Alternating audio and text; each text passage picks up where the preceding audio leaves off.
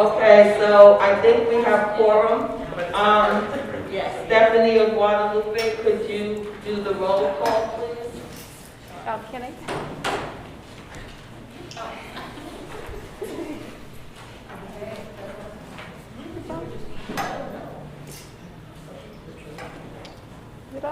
Okay. All right, I guess we're going to do it a little bit differently with the microphone. Okay. All right, Helen Burks. Here. Marisol Cantu. Here? All right, and then, sorry, I think I have this wrong. And then I know Eddie said he was going to be absent today, so he has an excuse absent. Luis Chacon? Here. Alrighty, Don Gosney? Here. Randy Joseph? Here. Kristen Killian Lobos? Here. Armand Lee? Here. Leah Murray? Here. Marcus Interesting? Here. Joy Schlemmer also said he may not make it today, so I believe he has an excuse absence. Deborah Small? Present. Ontario, not here. Linda Whitmore? Oh, I'm sorry. Whitmore? Yeah, Whitmore? Yeah. Demisha? You're good. Demisha Walker also said she was not going to be here, so she has an excused absence. And then BK Williams BK. is present. Thank you. Thank you. Oh, and then Jameen Purcell? Jamin? Yeah. Present as well. Ah, wonderful. I was wondering. Okay, did you do Steve this way? Sorry? You did Steve Bishop? Oh, sorry, Steve Bishop? Present as well. All right, and that is roll call. Steph, Oh, yeah. Wi-Fi password or Wi-Fi users? Wi-Fi is the guest, and it doesn't require a password. It's more ghetto.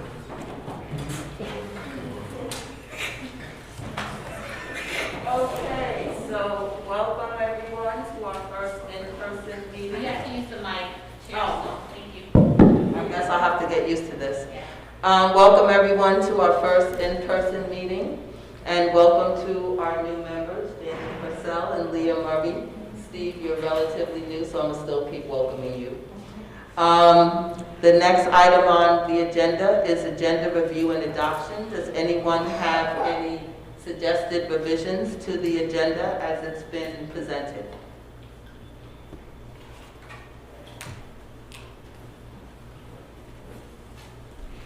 Seeing no hands, I move to adopt that will adopt the agenda. No objections? Seconded? No, we don't have to vote on it. It's okay, good. All right, so then let's go to our meeting. How are we handling that since we're not on Zoom? What is the meeting procedures policy now? So meeting procedure, I can read just the first part, and then anyone who wants to do public comment, no Steph, she has experience with some of the commissions, but anyone can just raise their hand and you're welcome to call on whoever's in the public. We used to do reading cards, but I don't think it might be necessary for us. Okay, so I can read. I will now read an announcement to the public. Anyone may make an oral comment, even if a written comment has been previously submitted. This is for written comments. However, each speaker may only raise their hand once to make one oral public comment per agenda item. We will hold public comment after item F, City Staff Liaison Reports. So if you would like to speak during public comment, please raise your hand now for the chair to note. Marisol, I see your hand. Thank you. Oh, you need a mic. Oh, this is after the City Staff Liaison Reports, though. Are we still on? Oh, meeting. Did you have a hand for meeting? Sorry, do you have a meeting? Sorry. Yeah. Oh, okay, I'm sorry. I thought she was raising her hand for that. Oh, okay. Minutes approval. Next item. To approve the minutes of the February 22nd regular meeting of the Reimagining Public Safety Community Task Force. Does anyone have any revisions to the minutes as they've been presented? Then I'd like to entertain a motion to approve the minutes. Second. No, no one moved it. Thank you, Steve. I'm going to take your second, Randy. Moved and seconded. Can we do a roll call vote, please? Helen Burks? Aye. Steve Bishop? Aye. Marisol Cantu, Aye. Luis Chacon, Yeah. Don Gosney, Aye. Randy Joseph, Yes. Kristen Killian Lobos, Aye. Armand Lee, Yes. Leah Murray, Yes. Marcus Injasing, Yes. Jamin Purcell, Aye. Deborah Small, C. Linda Whitmore, Yes. BK Williams, Yes.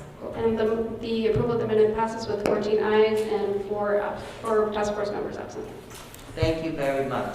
Okay, so the next item on the agenda is city staff reports. I'll turn the mic over to whoever's dealing with that. Good evening, everyone. LaShonda White. It's nice to see all of you in person. If I haven't been able to meet you in person, welcome to our space. And I don't have any announcements from staff. Do Stephanie, Lupe, Allison, do you have? Nope. That was quick. All right, that's the end of my announcements, that I don't have any, and just welcome. Thank you. Sorry, we can pick up the Wi-Fi. Yeah. Oh, so Stephanie said the Wi-Fi, you just have to click on the guest. It's trash. It's not working? It won't load any pages. Work for me.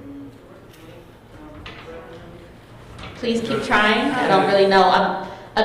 Unfortunately, It doesn't I- work for Gmail. She said Gmail. Gmail's She said no blocked. Gmail. That's the oh, only thing, yeah, it doesn't work on the Wi-Fi.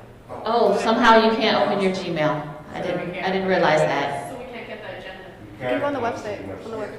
yeah. Oh, On the city website, then I'm hearing some people are okay opening Gmail. I'm hearing sometimes it's an issue. We will bring this up with our IT department. I'm not sure. I apologize for that. But we also, it is posted on the city's website under the Reimagining Task Force page or commission, board and commission page. So my apologies for that. Thank you. I'm getting thumbs up.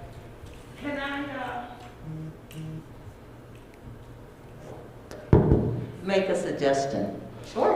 If we're going to be meeting in this room ongoingly, is it possible that we could have a whiteboard in here so that we could have at least the agenda could be on the whiteboard? So if people have issues being able to access their devices or whatever, they at least have something in front of them that would let them know that since we don't have enough paper for everyone. We can see about that, but if not, what we also can do is print just the agendas and have those available without the entire packet. We can have at least the agendas available for future meetings for community as well as our task force members. Thank you. You're very welcome. So did you complete your I staff am report? complete. Was there any other, Allison, did you have anything that you wanted to report? No. Guadalupe, Stephanie? So we're done with You're staff up. reports? Yes. Okay, so next item is public comments. If anyone from the public has a comment, you can raise your hand. And James is the only non-task force person here. Happy to see you. I saw your hand. Oh, no, it's, you call on them, don't you, Stephanie? Since I have the mic, I can call. Okay. Our first public speaker is Marisol Cantu, and you have 2 minutes to speak, and we will be timing you. Not until she gets the mic. Of course not. Hi, everybody. 2 minutes? Yeah. Great. Marisol Cantu, I'm also a Reimagining Public Safety Community Task Force member, and I want to bring up to our attention an untimely death of a community member. His name is Jose Luis Lopez. The Community Police Review Commission sustained an excessive use of force on this man 3 years ago. The video footage was brought to the San Francisco Chronicle through a Public Records Request Act in October, and the family and the sister in particular is still seeking justice. This man there was a call for domestic violence through 911. Within 30 seconds of the video, police came into the house and had him restrained aggressively, and I won't go into the details. A lot of it is public and can be viewed online.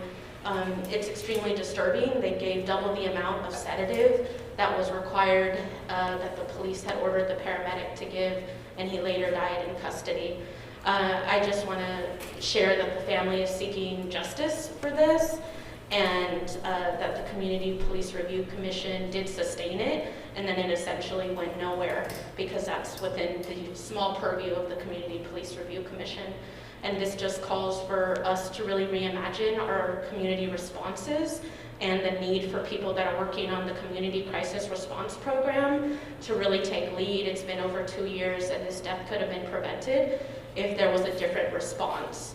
And so I think if you're in this space, I hope you reevaluate your time and commitment to the task force and make sure that you're in it to fight for a reimagined public safety.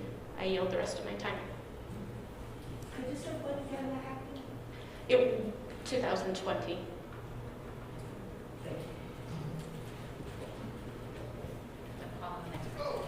Oh, you should keep it, give it to Randy. Sorry. Next speaker is Randy Joseph.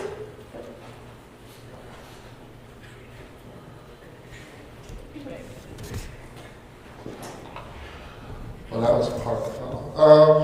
All right, my name is Randy Joseph. I work at Rise Center as a, health justice case manager. And next month, on Friday the 28th of April, we are throwing our Be Kid fundraiser. This is the one time where we allow adults into the space to enjoy themselves, have fun, see what the young people are doing, and actually participate in young people activities. There will be adult beverages, there will be food. It's included in the price of the ticket. Tickets right now start at a price of $30. It's a great way to have fun, be community members, de-stress, feel like you're a kid again. That's also that. Also, I am one of the commissioners for the Community Police Review Commission. We meet every first Wednesday of the month. We are also meeting in person, but we meet Wednesdays at 7 o'clock in the basement of City Hall. So if anybody wants to see the kind of work that we do, and also have direct contact with the police chief, RPLA, and management, if you want to ask questions and learn about policies and procedures, please attend those meetings. A lot of people ask questions and say this and that, but don't show up to the meetings to ask those questions to the people that actually run the police department. So it'll be a great resource to come and ask those questions and to see what we do. I yield my time.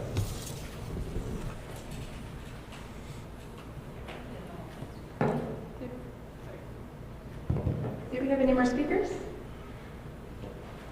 Okay. All right, sure. I think that was the end of public comment. Okay, so the next item on the agenda is to discuss and approve the task force regular meeting schedule. I guess, Guadalupe, you or Stephanie were the one who got the responses to the survey. Could either one of you sort of report back what the results were? Sure. So we had 17 responses to the survey. Seven people voted to maintain our current meeting time, which is fourth Wednesdays of the month from 5:30 to 7:30. 4 responses for 6 p.m. to 7:30 p.m. on fourth Wednesdays of the month. 3 votes for 6 p.m. to 7:30 p.m. on the fourth Thursdays of the month, and then one vote for the rest of the options.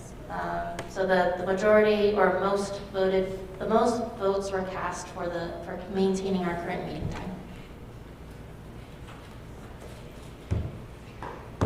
Discuss it. Those people in the meeting, so we be around. Can you repeat that again? I'm sorry. 7 to keep it, right? To keep Yes. it how it is. And then 3 for Thursdays. Thursday is the last Thursday of the month, right? 3 for that. 3 for the fourth Thursdays of the month from 6 to 7:30 p.m. And then 4 votes for fourth Wednesdays, 6 to 7:30. So that would be today, but moving it back by 30 minutes, the start time. And then 1 vote for, there were one vote for 5:30 to 7:30 p.m. third Thursdays, 1 vote for 6 to 7:30 p.m. third Thursdays, 1 vote for 6 to 7:30 p.m. third Wednesdays. It sounds to me, man, Go ahead, Marcus. it sounds to me that. I'm Sorry, if we want, we have to press the mic, it's a bit of a, It allows us. Press the mic. It allows us to do the minutes. It sounds like the majority are for moving it to 6 o'clock. No. No? Majority were for keeping it as it is. No, There but- were 4 people who wanted to keep it and make it a half an hour shorter. For Wednesday. No, for this fourth Wednesday. Yeah, for Wednesday. But it wasn't a majority to make it half. No, I'm saying on the Thursdays, there was also some Thursdays that wanted 6 o'clock as well, is what I'm saying. So I'm saying, I'm not talking about the day, I'm just talking about the time. Oh, You okay. know what I'm saying? So most people, the majority wanted it to go to 6. That's all. On a different day, so Yeah, different days. technically it don't add up. It does, because most people wanted it to go to 6 regardless of the day. That's what I'm saying. You can't actually add it up that way, Marcus. I'm sorry. It's like a choice, Yeah, choice. That's my comment. That's my public comment. Okay. Well, you have to use the mic, I'm just reminding people, you have to use the mic so we can, because that's how we record them for the minutes. Okay, got it. Helen, you have your hand up on the council, please. I think we keep it the same. That's what most people said. I feel like we've had it in our calendars. I understand the 5:30 time, but I think shortening the meeting by 25% is pretty detrimental, and there's not a vote that is high enough to merit that. Other comments?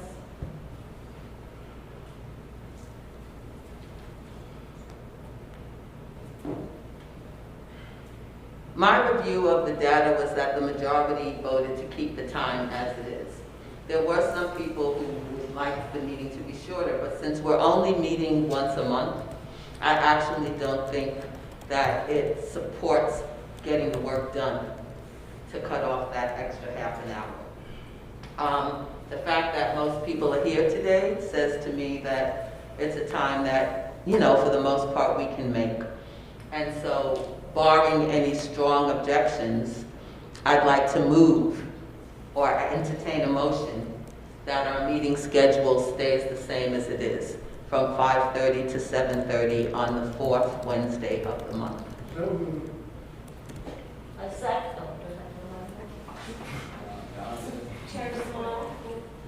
I second. Just to be technical, do you want to call for public comment before we make the motion or entertaining the motion?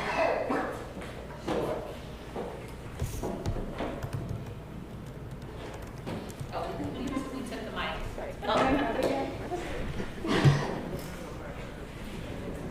Are there any public comments for this item? No. Okay, that concludes public comment. So we have a motion and a second. Is there discussion of the motion further before we vote? Yes, Don? I'm just thinking that you only need a motion to change what we have already. Right now, all we're doing is continuing what we're doing. Do we really need a motion for that? I would prefer that we actually vote on it so that it's clear that we've made this decision, since we're meeting in person, that we're going to, I'm sorry. Technically, we may not have to, but I think that it would behoove us to actually vote to affirm that this is the schedule that we're going to go with moving forward until at whatever time in the future we decide to change it. And yes, Randy, I recognize your hand. I'm going to pass. Can you get I it? vote it down. I'm just gonna put this, this is my 2 cents. I was one of the people that voted for 6 o'clock. Is there, my contention is why is the cutoff at 7:30? And why is it at 8? Because I know I'm on a commission that we start at 7 and we end at 9:30, 10, depending on the work. So why is the cutoff 7:30 and the only thing moving is that? That's the only thing I'm putting there. Appreciate your comment. Are you looking to make a motion to extend the meeting past the 7:30 time?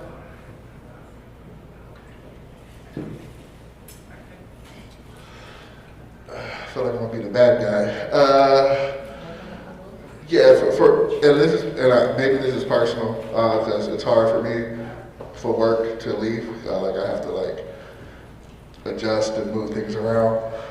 For me, if there's an adjustment to your friendly amendment, then we can try to see if we can do 6 to 8 on the fourth Wednesday of the month.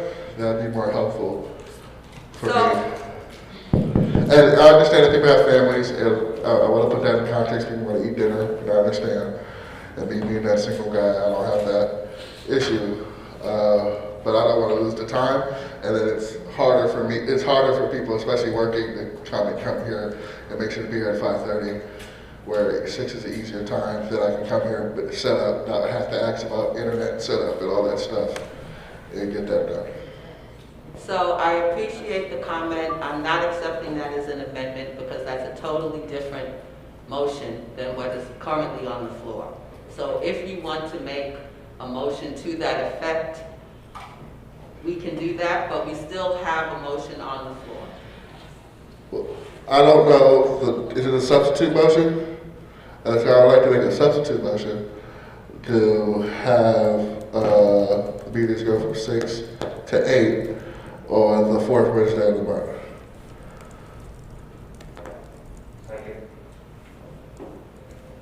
Second. Discussion?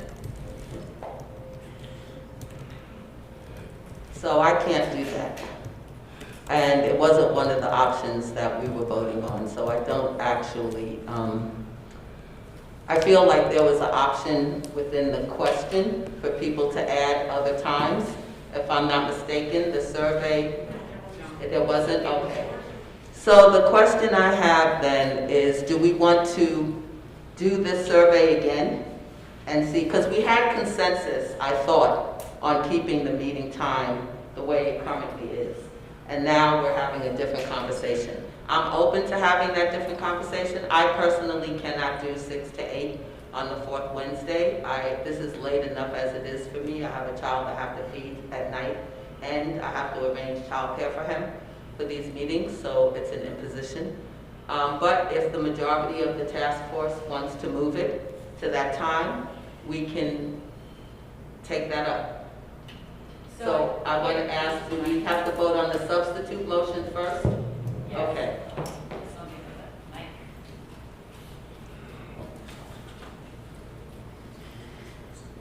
Yes, you would vote on the substitute motion first, and then, depending on the outcome, vote on the original motion. Okay.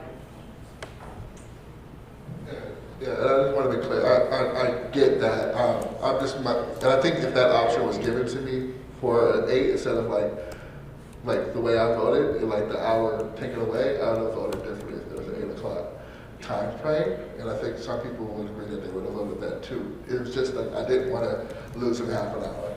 So it was like I'd rather keep the status quo and try to struggle to do that than lose the half an hour. So can I call the question, or is there further discussion? We're voting now on the substitute motion. And is that to have the meeting be? You can, if you want to repeat the motion. Yes, so my substitute motion again was to have the meeting from the fourth Wednesday of the month from 6 to 8 p.m. All right, I'm going to give the mic so we can do roll call for that motion. All right, thank you. So the motion was stated. Helen Burks? Aye. Steve Bischoff? No. Steve Bischoff is a no. Marisol Cantu? You forgot Helen. Oh, so Helen Burks? Okay. Okay, Marisol Cantu? Aye. Luis Chacon? Abstain. Okay, Luis Chacon abstains from the motion. Don Gosney? No. Don Gosney votes no. Randy Joseph? Yes. Kristen Killian Lobos? No. Kristen Killian Lobos votes no. Armand Lee? Abstain. Armand Lee abstains. Leah Murray? Yes. Marcus Henderson? Yes. Jamin Purcell? No. Jamin Purcell is no. Damon, sorry. Damon Purcell. Deborah Small? No. Deborah Small votes no. Linda Whitmore? No. Linda Whitmore votes no. BK Williams? No. Okay. So the motion fails with 5 ayes, 7 noes, 2 abstentions, and 4 task force members absent. I respect the decision. So now I believe we go to vote on, Just go ahead. Can we open up the pathway between these two sides in the middle? Like, all it takes is us.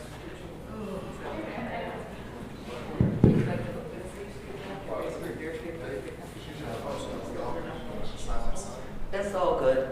I'll get used to it, you know, new habits takes a while. So I believe, Allison, that we now will go back to voting on the original motion, which was to maintain the meeting schedule the 4th Wednesday of the month from 5:30 to 7:30. Is there additional discussion, or can we take a roll call vote? Seeing no hands, let's take a roll call vote. All right. Helen Burks? Aye. Steve Bischoff? Aye. Marisol Cantu? Aye. Luis Chacon? Yeah. Don Gosney? No. Randy and Joseph? Yeah, no. No? Yes. Yes, no, or yes? Yes, it's fine. Okay. All right, Don Gosney is a no. All right. Kristen Keeling Lobos? Yes. Armand Lee? Yes. Leah Murray? Yes. Marcus Entesang? Stay. Marcus Entesang abstains. Damon Purcell? Yes. Deborah Small? Yes. Linda Whitmore? Yes. And BK Williams? Yes. So the motion passes with 12 ayes, 1 no, 1 abstention, and 4 task force members absent. Okay. So for the time being, our meetings will remain the 4th Wednesday of the month from 5:30 to 7:30. Is there a way for us to inform the public, since we still don't have a hybrid setup right now? How can we make sure that the public is aware of where we're meeting and when, and that they are invited to participate, to attend?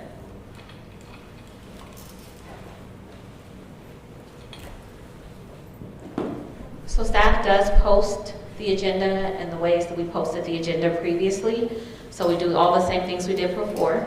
And so we will continue to do that, which is it's posted usually outside of 440 by the council chambers. It is posted online, on the website in different places. It is, do we push it out via social media? No, but we can. No, we can. Yeah. We can push it out via social media just to tell people that where we're meeting and when we're meeting.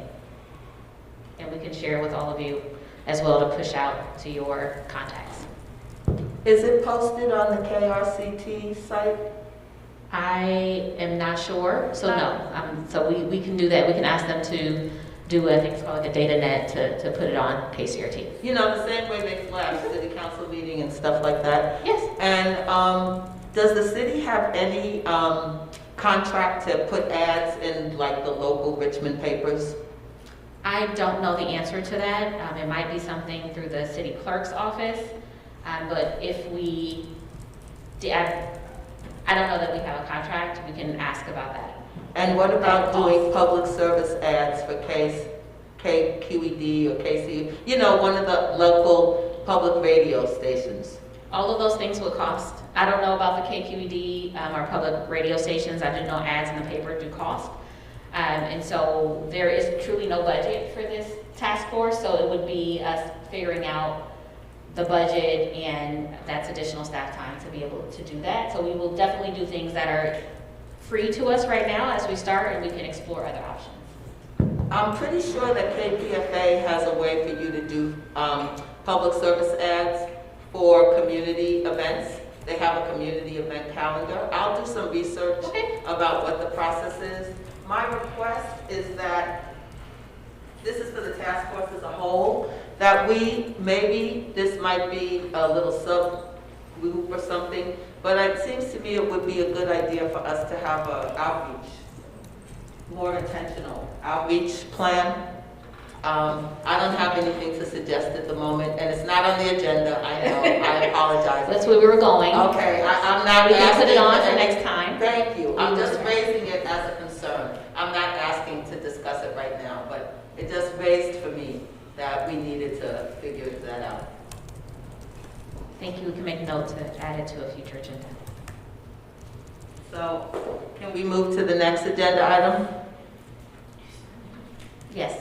Okay, so that's to discuss and approve schedule for upcoming community forums on traffic safety, harm reduction and overdose prevention, police policies and practices, youth employment training and safety, and poverty reduction strategies. Each of these would be a separate forum, so we're talking about 1, 2, 3, 4, 5 forums to take place over the next 5 to 6 months. So the discussion now is to look at when we're going to do that, who's going to take the lead in organizing it, and begin the planning process. So open for discussion.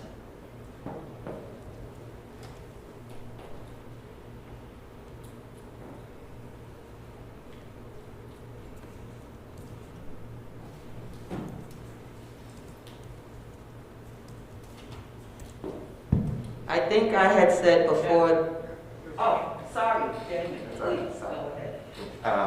Right behind you.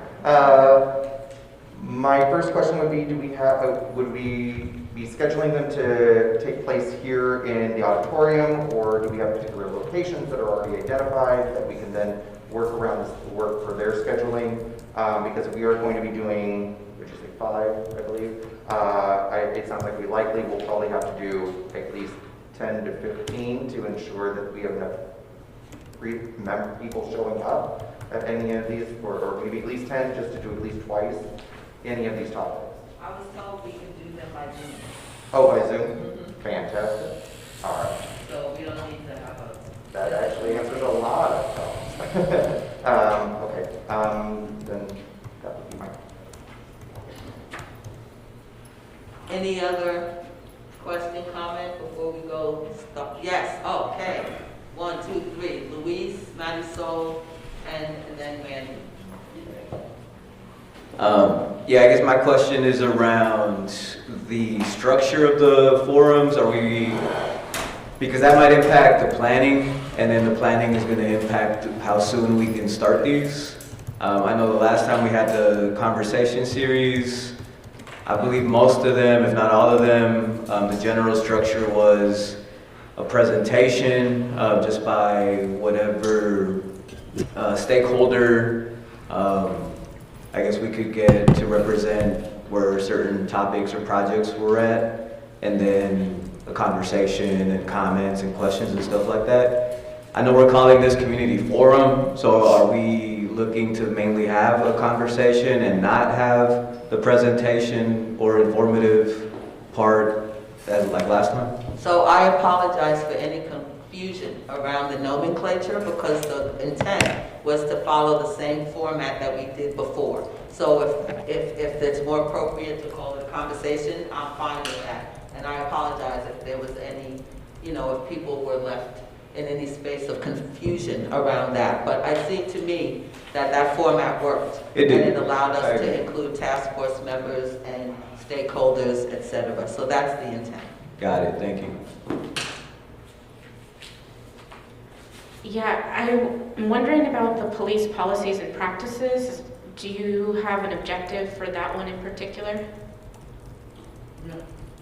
For me, it was an opportunity for us to follow up with some of the things that we had started working with them on before, and then look at what additional things we wanted to address. So I don't have an agenda for any of these, actually, other than to create opportunities for community discussion, input around what's happening and what they'd like to see the task force do.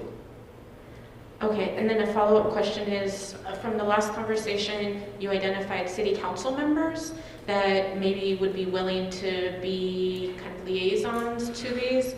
Have those city council, have 5 city council members been identified, and no? That's for us. So I've had like informal conversations with people, but until we make a decision about specifically what we're gonna do and when, and then I would go to specific, because what we did before, if you recall, we had city council members at each of those community conversations. So my thought was that we would do the same, but I wanted to make sure that we were clear about what we were doing, and then I would approach, and what the schedule was. And then we could send a letter or whatever form of communication to the council members to ask them, to participate. And follow-up question, will these only be Reimagining Public Safety Task Force, or will we be inviting co-sponsorship of some of these as well? I think before we had a lot of participants from Black Minds Matter, and so they could actually co-sponsor this as well. I have no attachment around any of that. I mean, for me, the more groups to work with us, the better. So if there are community groups that want to co-host or co-sponsor these events with us, I say the more the merrier. These just to me were items that we had talked about wanting to address through the task force. So that's kind of the overall space of this. But absolutely, I think that would be a good thing and would only make the conversations richer.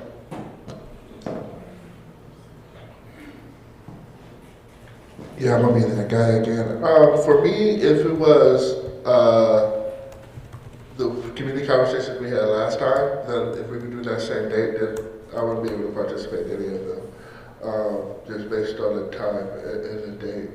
And for me, I'm looking at this, I'm thinking about how we can get the most conversations from the public and trying to find a way to not only have it just to be a Zoom, but like a hybrid model, so we can have people and have conversations and like have different sections so people can be interactive instead of just being talked to and presentation and conversation and questions, but more taking feedback by having like stations where people can put up conversation points and writing stuff down and putting up post-it notes, or using Google to put up post-it notes. So for me, looking for a space so that can happen, and people are going to look at me and get upset. And I would like to see a Saturday morning to do this, or a weekend that we can have the most people, can have the most advertising, to have that space to do those things, to do that. So that's what I'm going to put in the air. I'll take the evil looks. But No. Look, we don't have a schedule. That's what it says, discuss. No. I'm saying, I understand we don't have a schedule. I'm requesting that, and I know people are probably going to be like, hell no, it's a Saturday. Everything is open, Randy. That's all I'm trying to say. All right. Linda? Oh, I'm sorry. Okay. Oh, okay. I'm sorry. I'm kind of going along with what Randy said. I'm looking at all these dates. There are a lot of dates here. And to commit yourself for us to do all these dates is kind of hard, but I think we did one large event where you talk about these topics and tell people to come. You can get them in, you can divide into groups, talk about each of these topics, come back together, report out their information and share that information, and then we can, as a task force, take that information and work with it. But I don't know about Saturday morning. I'm just saying Saturday's fine. I'm not saying not to, but I think we might be good if we did one event where a community conversation, but we did it and we had these topics that we talked about at that time. No, I see your hand, Leah, but I believe Helen and Louise and Jamie. Okay, that will come to you. Quick notification, when I meant Saturday morning, I meant. Yeah, I got one right there. Thank you, Marcus. You're going to start singing. I think we should schedule, just because calendar calendars are already quite full.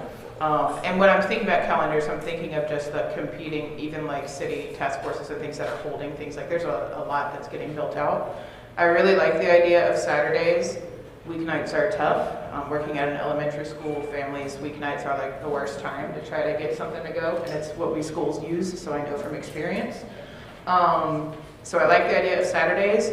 I also like the idea of doing multiple topics. Once we have people there, I would love their input on more than one topic area. And I think we could do something like what Linda is saying, or even a series of 2, that it's the same. So this idea, Jamin was talking about, like hosting a couple different dates to see if different people come. You could very easily do breakout sessions, but separate them by a couple months, and you either get different people, or you get to give updates that are a little farther down the road for people who came to the first one. So I like that idea.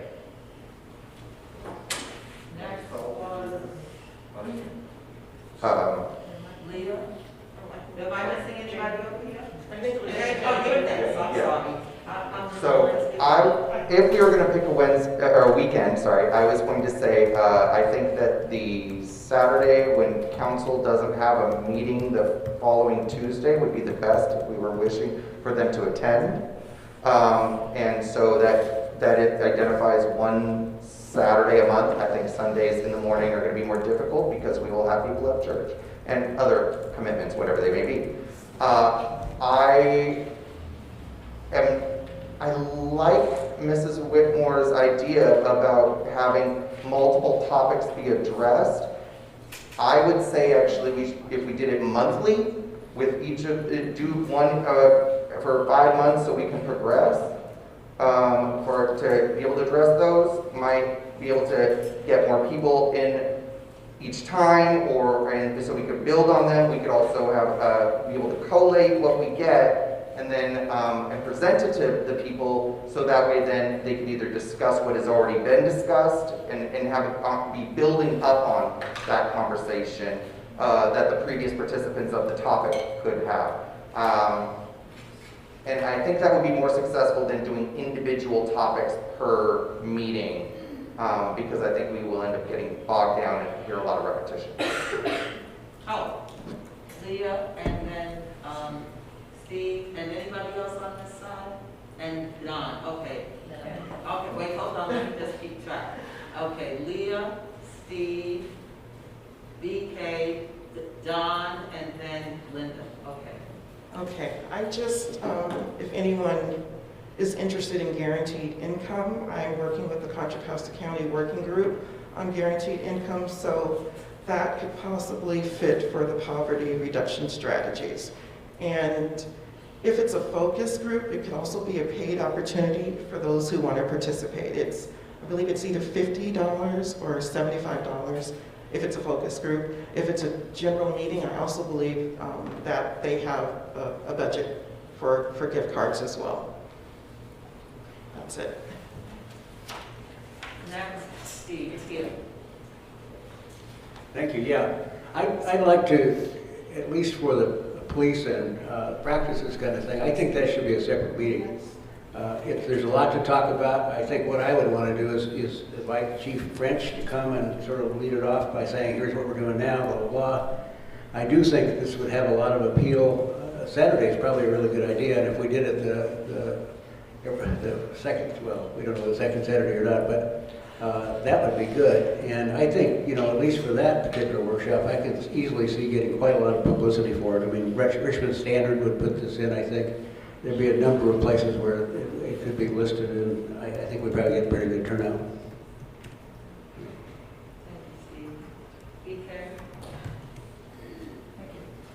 Thank you. I think that separate meetings for all of the topics, I think is a good idea. I think syncing that information at some point is going to be critical. So after you have met, and I can imagine the public coming to one meeting and saying, I can do this, and then coming to other meetings, because it's hard to just have one interest. So in terms of public safety. I also really like Leah's idea about the guaranteed income being paid. And I think Jamin mentioned, or somebody mentioned, sponsorships. So if we could get sponsors to pay folks for attendance, I think that that is a really powerful way, not the only way, but it's a really powerful way to get people that we wouldn't otherwise be able to connect with in those meetings. So I don't have a list of folks who want to pay, but I know that the county is looking at this, but I would say that that would be a worthwhile partnership to work on folks who could maybe pay some of the attendees, especially maybe we do it people under a certain age, or something that makes it appealing for them to show up. And then listening to what folks are saying and then reporting back on that information rather than us talking to the public necessarily. I like that idea. Don is next. I got a microphone.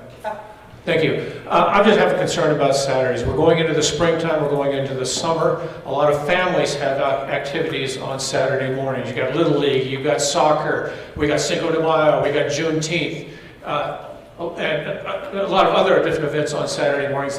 So we would be automatically excluding a lot of people from participating in these things. Now trust me though, my weeknights are booked solid. I've got 2 or 3 meetings almost every night, so there's no good solution there, but I just see problems with Saturdays. Linda, and then Randy, and I'm gonna put myself on this stack too, but go ahead, Linda, you're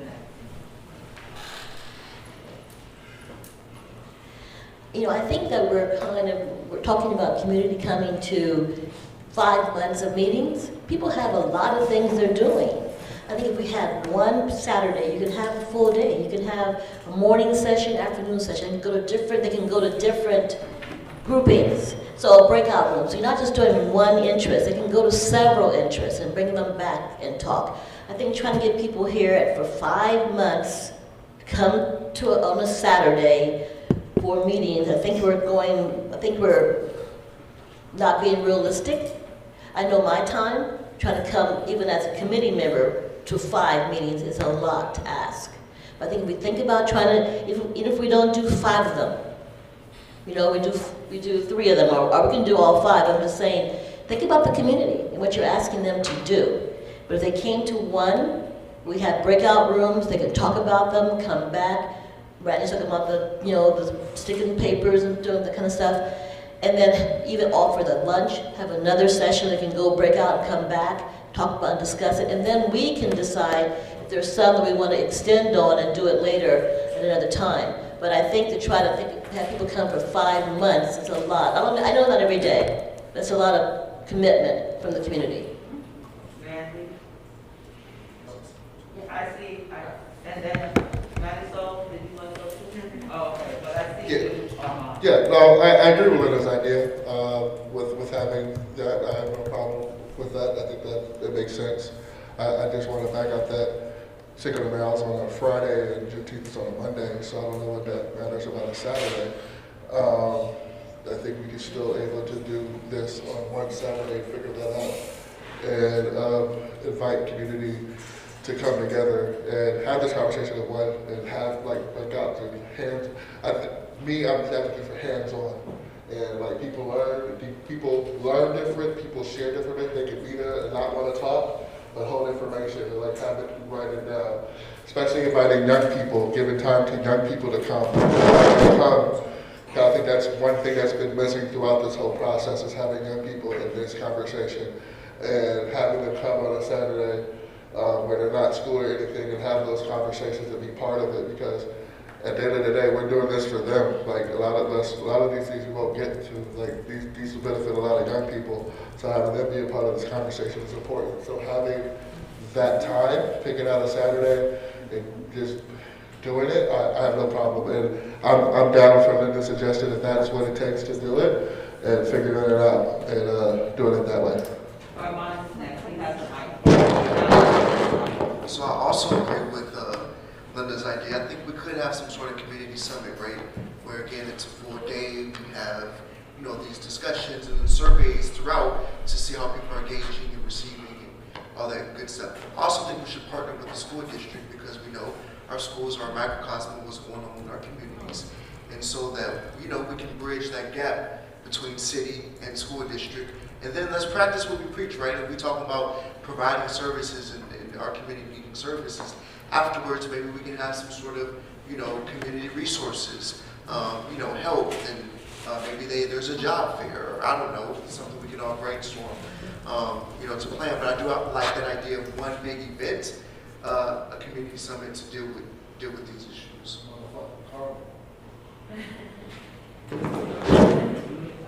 Helen is next, and then Kristen. Agree with the one. I like the idea of building towards a two, but let's focus on one and make it good before we add in, I think, the next one. And my idea is it would be something we would repeat. Why I think that's important is something I don't want to do that I feel like happens is we invite community to come share their thoughts, and then we don't meet outside of our task force times to actually do something with the thoughts that they've shared. And that's what I'm worried about will happen if we try to spend our time in our working groups.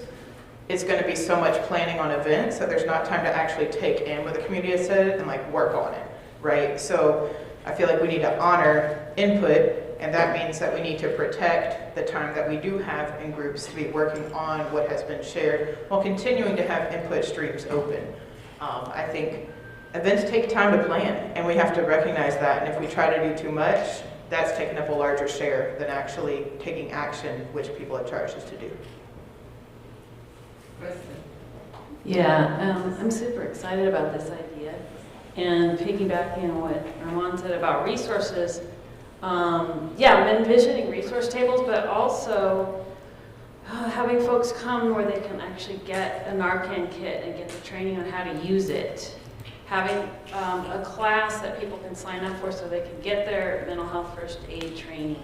So it's really okay, community, we're doing this together, and you can participate in, a community practice where you can be part of the public safety plan. And then also, not just dropping it there, but, how are we going to take those ideas and put them into practice and fruition in the community? Maddie, go ahead. Then I'm going to put myself on the stage. Yeah, thank you. I really love the idea of combining it with some type of fair afterwards. I also wonder if it was going to be this big, of course, the city of Richmond, but how we partner with the district, if we could also partner with the college to also bring in the spirit program or other partners, as well as the BSU from the college, or at least get the college and the district to co-sponsor it, to bring more awareness to it, as they have the funds and the marketing staff to actually do this and bring folks in. And so I just wonder how we can bring the district and college students into this process, especially programs like the Spirit program. Love it. Okay, so I have a couple of thoughts I want to share. So one, I think that I'm thinking about the ways, how we operated, how we did this in the past. And I feel like there are multiple purposes for community conversations. You might have community conversations primarily to get input on a specific idea or proposal that you have. And that's kind of what we did around our first set of conversations, because we had some specific things and we wanted to present them to people and to get their feedback on it. And then the second set of conversations we had was after the proposals were adopted, and we said, this is what we're doing, this is how it's rolling out, we want to let you guys know what's happening and get some input about that. I feel like this space the conversation that we're having now lives on multiple levels, and the thing that I just want to stay focused on is what would be the specific outcomes for the task force. What is our intention in terms of doing this? Because for me, when I was proposing some of the topics, I wanted to create a space where people could come and talk to us about their issues around traffic safety, the things that they were experiencing, not so much about just the sideshows, but everyday issues around driving around in Richmond and getting some ideas about what some of the problems were, what some of the specific hotspots were, and then to use that information to think about what kinds of interventions we'd want to propose to the city to address it. Similarly, with harm reduction and overdose prevention, you know, what, yes, people need to know about getting access to Narcan, but there's a broader conversation about harm reduction, around having test strips for fentanyl, about having safe consumption spaces, about having heroin maintenance programs.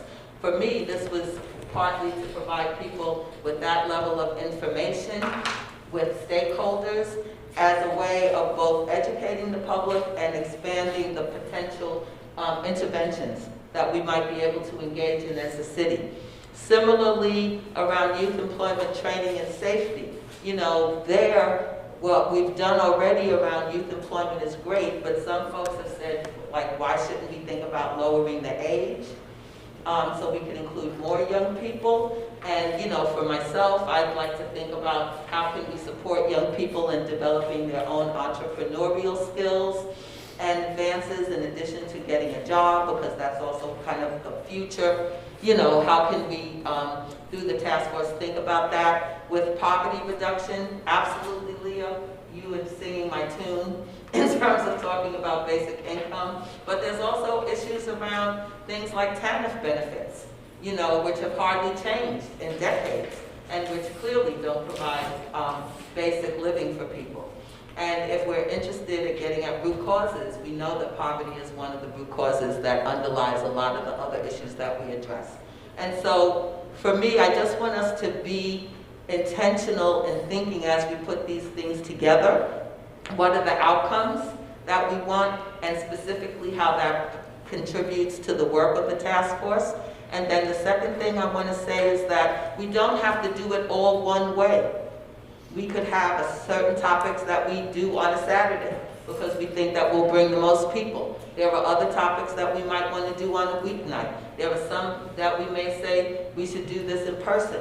There are others that it might be better to do on Zoom. Like personally, the overdose and harm reduction, I think is better as a Zoom meeting because it allows people to maintain their anonymity, particularly if they're drug users or they know people who are active drug users. And that's important to me.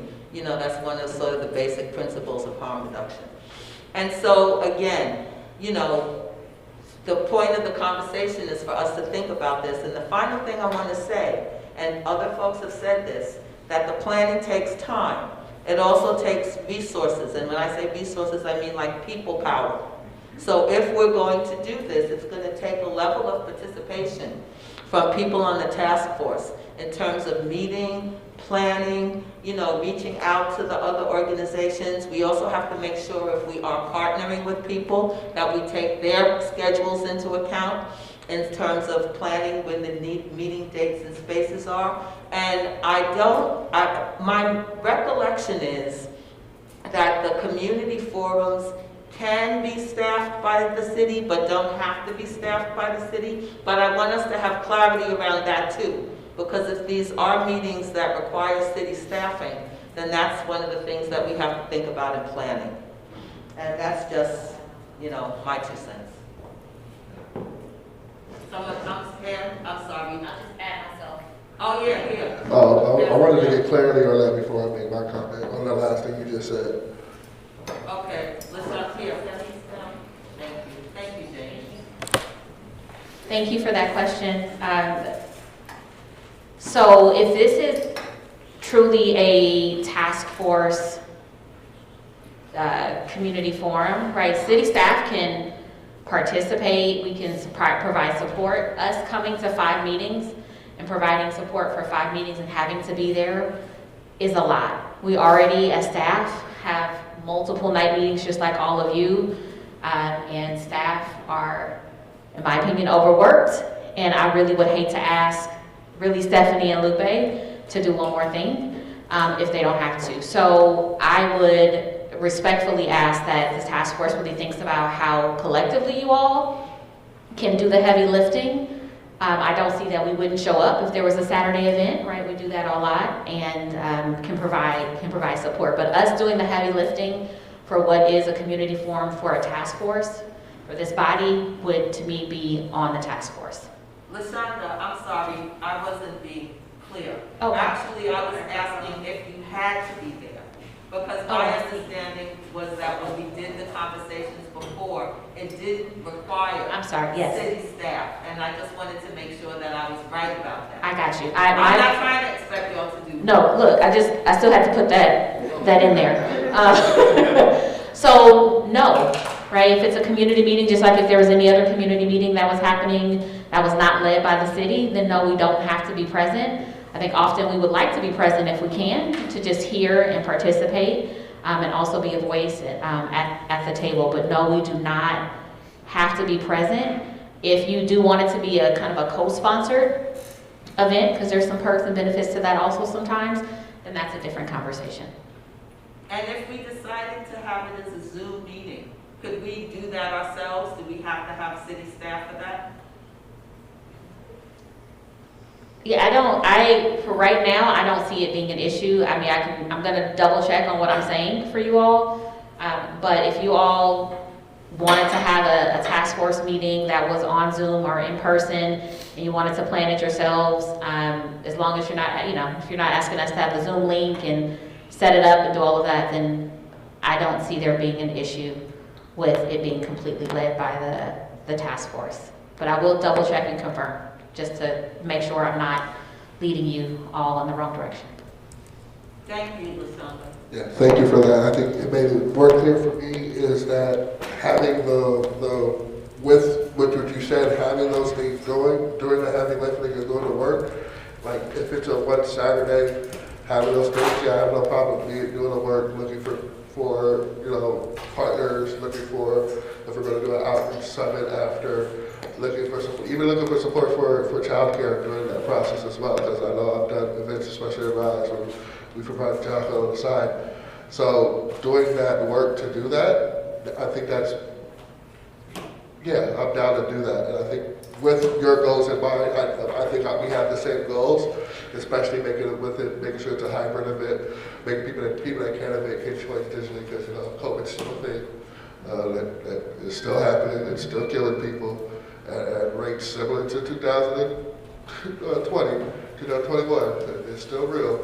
Having that safety thing in place, but also I think having that one Saturday and then doing the work after of collecting the information, going through the data, listening to the public. I think for me that's the biggest thing of doing this as a task force member, is listening to the public and seeing how they view things, seeing what suggestions, because they might have great suggestions too, and just can't make it here, but these are the things that I want to see. And I also was looking for Saturdays in time, because like I'm already, I think, okay, what Saturday can we do this? Like May or June, something around that time, figuring that out. Go ahead.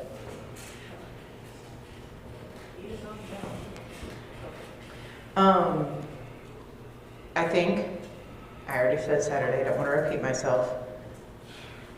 Capacity to do these community conversations during shutdown was way less. It consisted of setting up a Zoom and having a PowerPoint done through a collaborative meeting. We have a different opportunity with being able to be in person. I think we have an opportunity to engage in a different way. I think to plan meetings outside of one, we would need a much higher level of engagement that I don't see as realistic for where we are now with people's capacities and what's been going on for the last 6-8 months. I'm including myself, I'm not doing this in the room. I think we plan one thing really well and we use the information, and that's also part of how we get the word out about our group, which is a point you raised earlier in the meeting. I think it's a gathering point. I think it's not this is the one time we listen, but it is a chance for people to get to have conversations in person. I know I've been going to different things with like my HOA, and them getting to talk to someone who's on the task force has been really helpful. And I think just having a place where there's even people to engage with us directly would be something that they value. So, can I make a motion? We're not, okay. Didn't it say discuss and approve? Sorry. Yeah. Sorry. I make a motion that instead of having separate community forums, we plan a community input day. Please help me with different words. That would include these topics and be a place that would provide opportunities for discussions as well as next steps for community. before you present your motion, I just want to, oh, sorry. I just want to point something out for folks, because I think that we want to actually, like, I'm not clear that just because we call an in-person meeting that people are going to show up in person. You know, like folks are still not yet at that space. And so that's one reason why I've been pushing for it to at least be hybrid, because I actually think that more people will participate that way. But that's not my only point. The other point I wanted to make is that, one, the community conversations took more than just that, because we actually went out and identified stakeholders. We got people who would come and share their experiences. There's a fair amount of planning that went into it. It wasn't just setting up a Zoom link and a flyer. That's number one.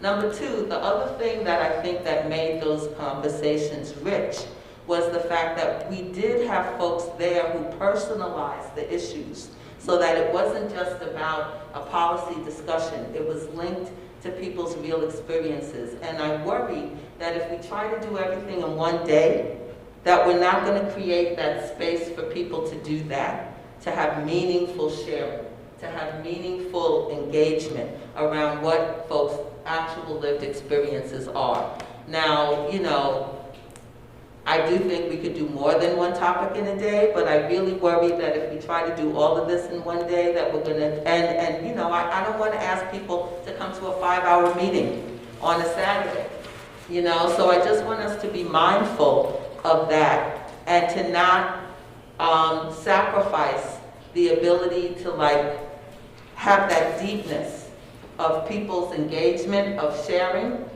for the expediency of getting it done more efficiently. I think that there's a balance between those two that I just don't want us to lose. I think that's kind of important. Steve, oh, I'm sorry. She had her hand up before you, and then I'll come back to you. Kristen. Okay. Sorry. Oh, I don't think It's okay, I'll get back. Oh, I'm sorry. Yeah. Oh, No, I wasn't done, but I'm I'll wait. sorry. Oh, I know. I apologize. I'd like to hear what they have to say. You were making the motion. Yeah, but it's okay. All right, we're all in a learning opportunity right now, trying to figure out this meeting with the microphones. I'm picturing really like a conference kind of style, where there's opportunity for the whole group to be together. And I guess because we're here, I'm picturing it here. I don't know if that's possible, but you know, with a main room with resource tables, kind of an agenda, and then really literally like breakout workshops with the different topics, and a task member in that room, or 2 task members and a council person, and leading the discussion and taking down all the notes, and then coming back later when we reconvene and meet and discuss, you know, and giving us the, so, you know, data or whatever, or the comments that you heard in that room, in that space, and sharing with all of us. I guess that's how I'm picturing it. With breakout rooms, and those breakouts could have a Zoom option, right? So that's how I'm kind of envisioning it. Helen, I apologize to you. I was still in the discuss mode, and you wanted to go into the approve mode, but I didn't let you finish, so I really do apologize. And I'm going to give you back the mic.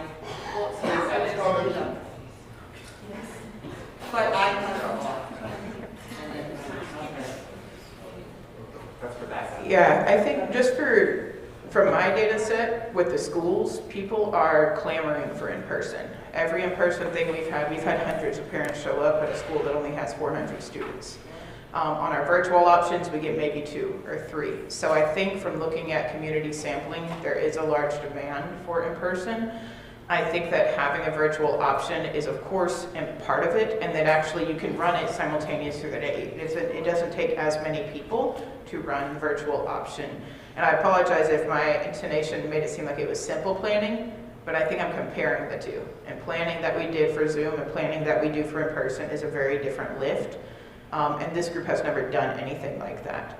And so I worry about spreading ourselves too thin and the preparation taking so long that it's 5 months before we have like quality things to put with community and to get their input, and that's more time delayed without their input. I do think that I understand the concern about having everything happening at once, so maybe a different way of doing it is having a Saturday that focuses on like 3 as a start, and we get success with those 3. And then you schedule what the other 2 are going to be based off of that. Maybe what we learn is, hey, we want to split those up separately. Maybe it goes great and we want to replicate the model. But I think those are my thoughts. Steve and then Linda.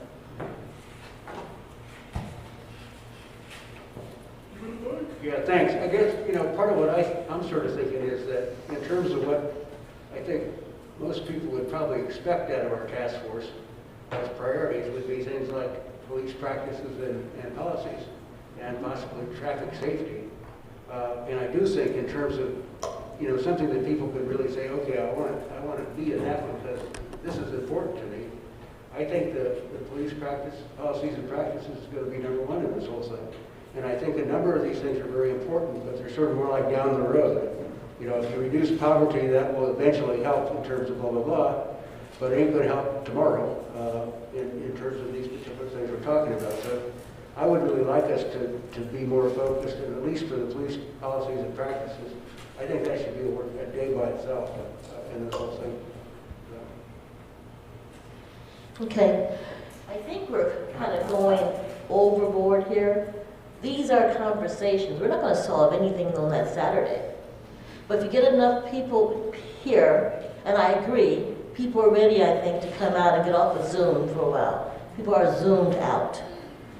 And I think we have offer a Saturday where we can talk about these topics. All 5 could work. Just to get information, to come back, and then we can decide from there what we're going to do. We're not going to solve the mental health problem or the homeless problem, but we're going to get people together to talk about the problems. That's the whole idea of conversation. Getting ideas that we can work from after we meet with them. So I don't think we're going to have to make sure that people leave here and they have their mental health problems resolved. But they're here to talk about issues we're having in our community, and these are the issues we're having in our community. And I've been on groups, air quality, for example, where they had people come in on a Saturday, and there were quite a few. Joy was on the committee with me, and so I'm talking about. I'm sorry. And you had a chance to get together, to talk about the different issues, different ways of doing it. Each one was kind of different. Bring all the conversations back, took notes, and then from there you can build on that. So I think we're kind of going beyond what this Saturday could be, and we're not trying to resolve everything. Just talk about them, get the problems out. Find people talk about their ideas to reduce, for reduction of strategies for poverty. Ideas that we come back and say, okay, these are some great ideas. Why don't we use this one or these 2, and let's move forward with those. That's, to me, is what we should be doing. And I have to say, Randy was on this with me, air quality. I'm sorry. Yeah, and so we did several of these. It was before COVID, okay, before the 2 years of lock-in and everything else. And so, but I think it's time we can try it. And then I think we got to be realistic too about having hybrids. They're not easy to do. They are not easy to do. So we have KCRT coming in here today for our Zoom. We have professional come in, and we're still not on the screen. So we're going to remember what we're doing and why we're there.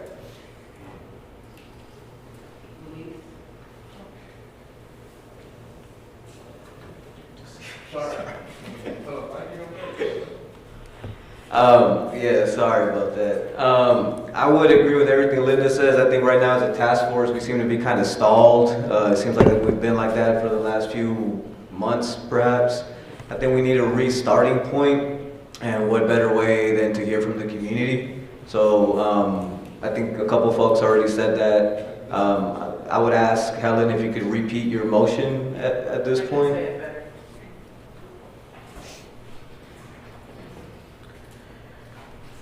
I move for us to host a community summit that would include these topics scheduled on a Saturday.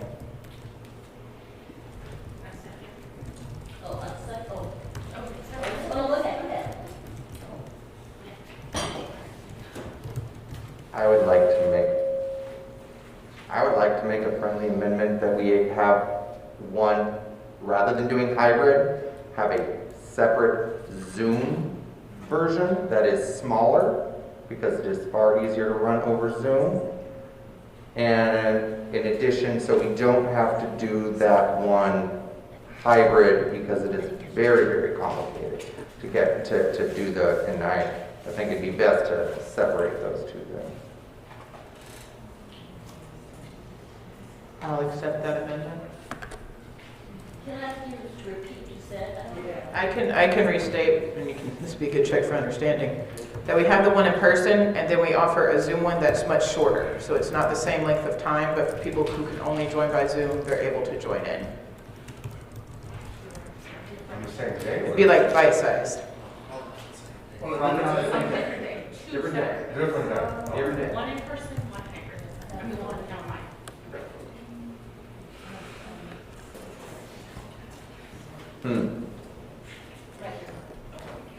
I think it's a good idea, but I wouldn't publicize it. You start telling people you're going to do the same thing on Zoom, and the people who might come out will say, oh, I'll wait and sit in my living room and I'll just listen to it. I think we should just focus on in person, see how that turns out, and then if we decide after that we want to do a Zoom after, then we can do that. But I wouldn't publicize, come out in person, but if you don't want to, we'll have another one for you later on Zoom. I think you're going counterproductive of what you want to do. That's, I think. Publicize it after. Yeah, after, but not, don't publicize before it. The people will say, I'll sit at home and just Zoom it. My understanding of the motion is that those two things are not incompatible. We can host the full meeting and then have a Zoom one after. My question, I just want to set a date. I'm fine with doing a Saturday, but my goal for discuss and approve the schedule was for us to actually schedule whatever forum what we were going to do so that we could actually begin the planning. So, no. So I just wanted to ask you, Helen, if you had any specific Saturdays in mind that we could look at.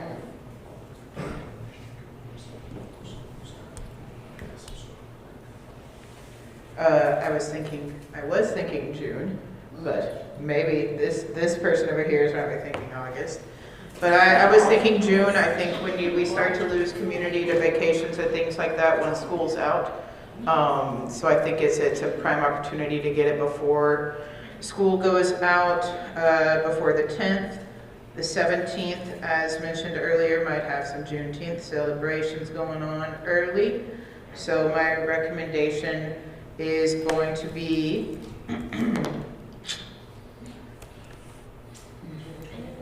May?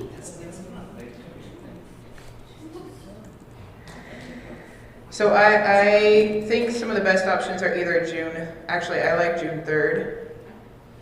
I will tell you that here the Richmond Auditorium starts to get, used to get very busy with graduations right in the last week of the school year, which would be the 5th to the 10th. I know that this is dependent on us having a venue, but I'm going to throw out June 3rd. It should be after our May meeting, so we would at least have the May meeting beforehand. And after Memorial Day.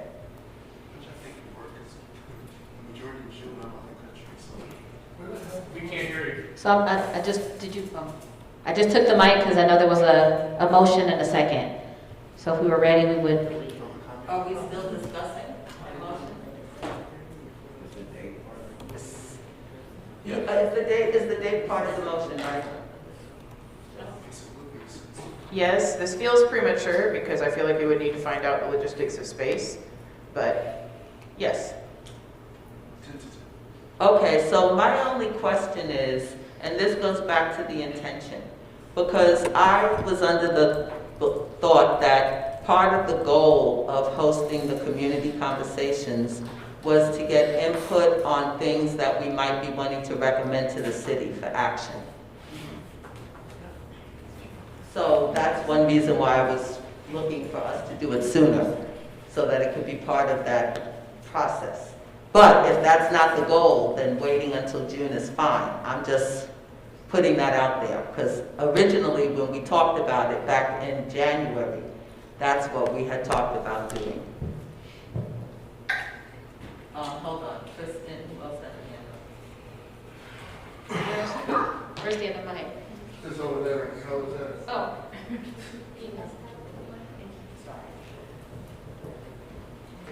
One more behind you. I feel One idea that came to mind is we could switch it and have the Zoom before the larger community Saturday event. That would be more of a gathering of, more the conversation style we've already had in the past. That could be potentially an evening or. I think the community, person, builds some sort of momentum.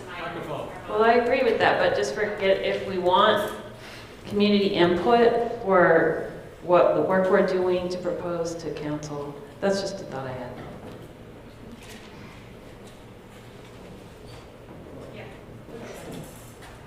With 2.5 months, council is already looking at budget. They're already looking at initiatives. We've already missed already. I don't think that that's the purpose anymore. We don't have the capacity to do it as quickly, I think. There's a second. I accept the friendly motion and the date for June 3rd. Can we move a roll call vote? Do we have any public comment for this item? We do not have any public comment. The friendly amendment was to have a separate Zoom version that will happen afterwards, which I think is a good idea, after the event, to be able to include people who would not be able to attend in person. The motion was already made.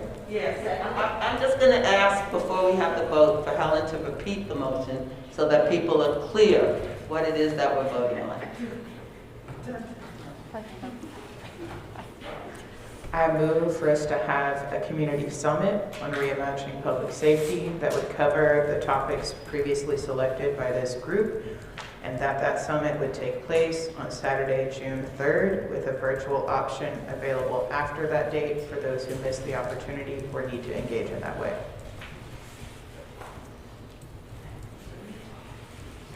Who was the second? Marisol? The second? Yes. No, it was an original second. Oh, right. Marisol was the original second. Okay, Marisol is the second. Okay. Quick question, because I thought that we were going to try to do Microphone, please. I'm sorry. I'm just asking a question of clarification, because I thought that the sense of the group was that we weren't going to try to do all the topics in one day. And the motion sounded like it included all the topics in one day. So I just want clarity about what's the intention. From my understanding, it was that we would do them all in one day, and it would be a lot longer. It would be longer, but that was how we were going to be able to cover all these topics. All five. Breakout sessions for more in-depth conversations. Correct. I had floated an abbreviated idea earlier, but listening to further conversation, I think let's stick with the 5 in one day.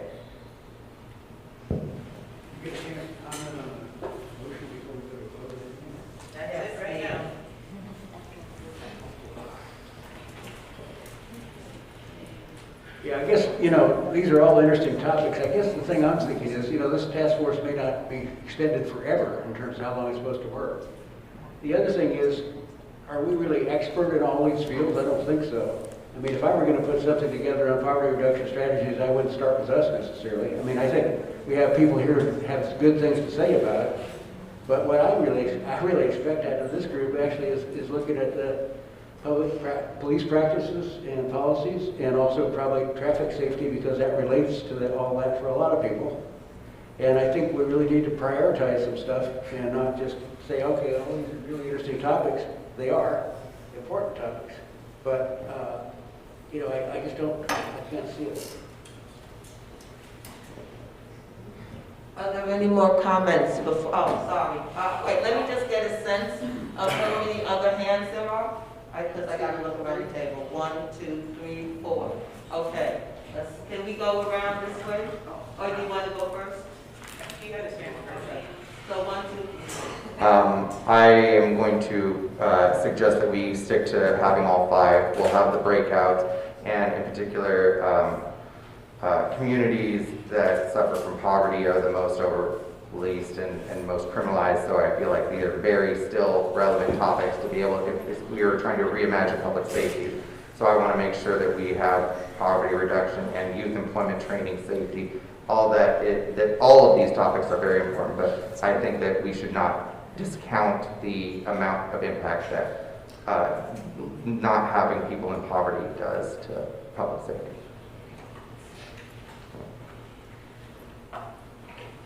Maybe this is a question for later, but to staff, we know that a summit like this will cost some cash, so I'm just wondering about the funding and all of that. So. Oh, right. No. This task force there's no budget allocated for this task force. And not that we couldn't find funds to support, but it would just depend on the amount. So it's definitely something that we would be in conversation with all of you to be able to support your desire. But I don't have a dollar amount to share with you right now in terms of what's available. Just quickly, I think it seems like there's a concern around the productivity of the forum, and I think it seems like several of us are trying to emphasize that we want the community to show up so we have an idea of how to move forward as a task force. So I agree, Steve, I think we do need particular expertise in the room. It seems like the expertise in this case, we're hoping that it comes from the community so that we know which experts or which other stakeholders we need to reach out to as the work moves forward. Thank you.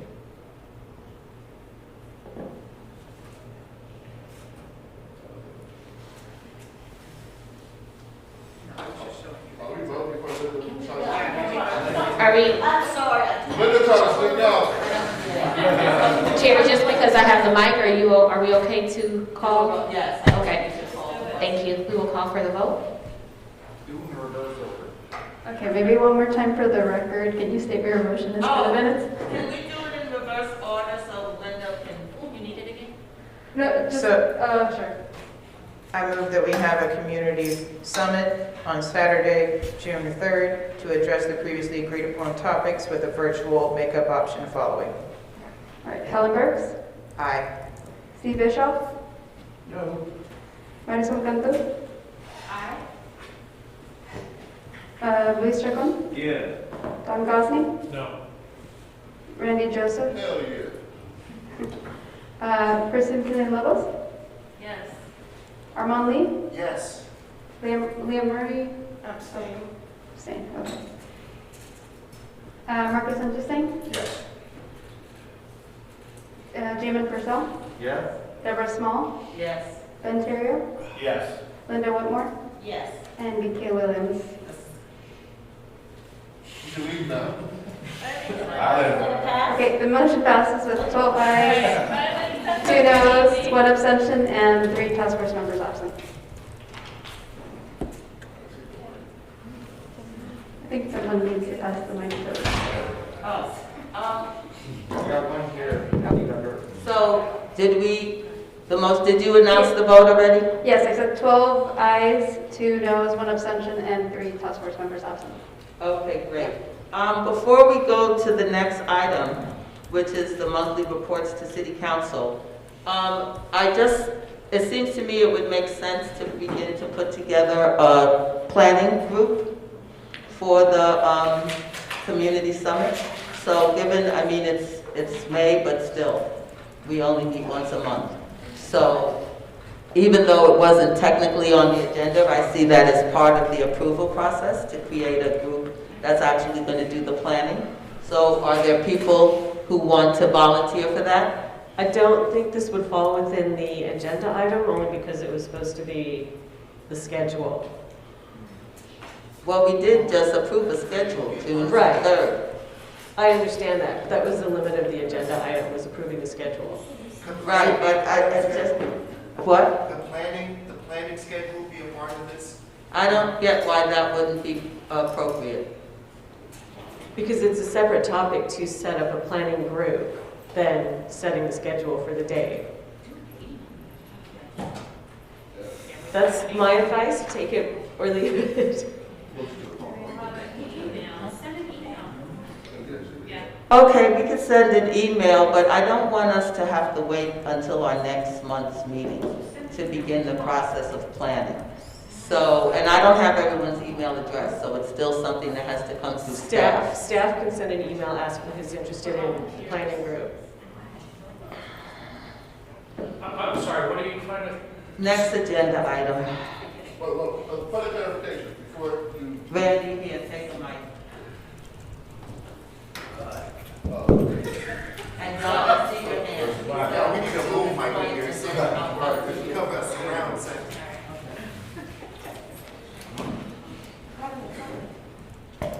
Point of clarification, could we, once that email goes out and people get get put in for volunteer, once you get the volunteers, could they meet before coming to the next one meeting?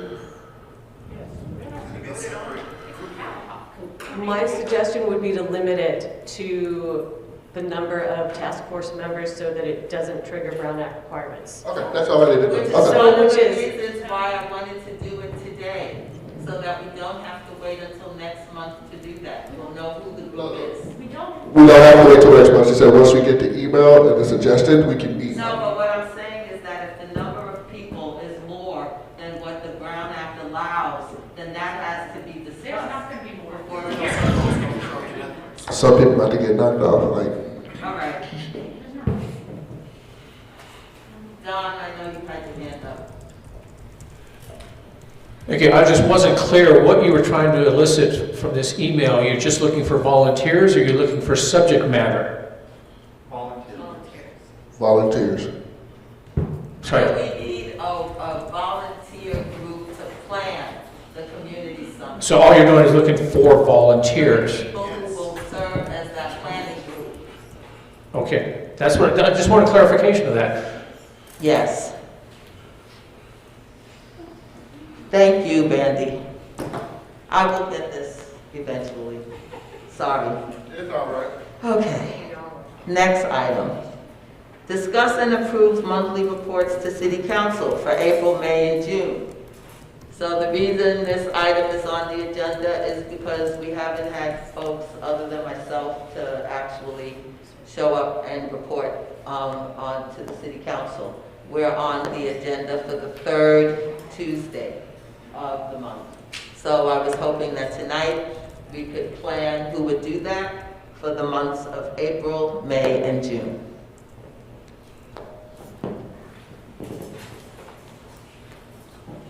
You need the mic? Yeah.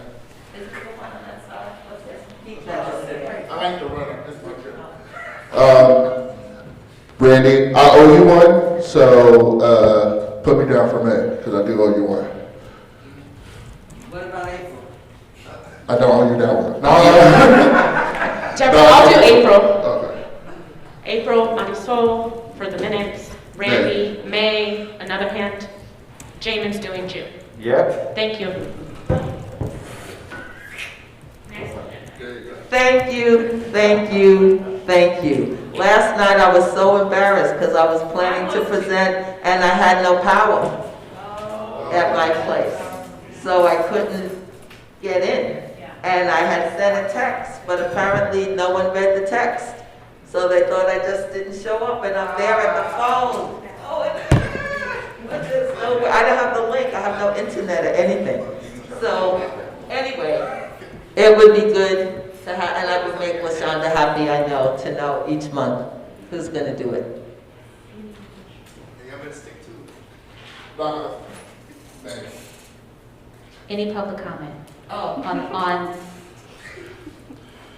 no public comment. All right. Oh, is there oh, okay. Roll call? Well, there was a first and a second, sorry. I make the motion that Marisol will do April, Randy will do May, and Jason will do June for the request to City Council. Second. Louise seconds it.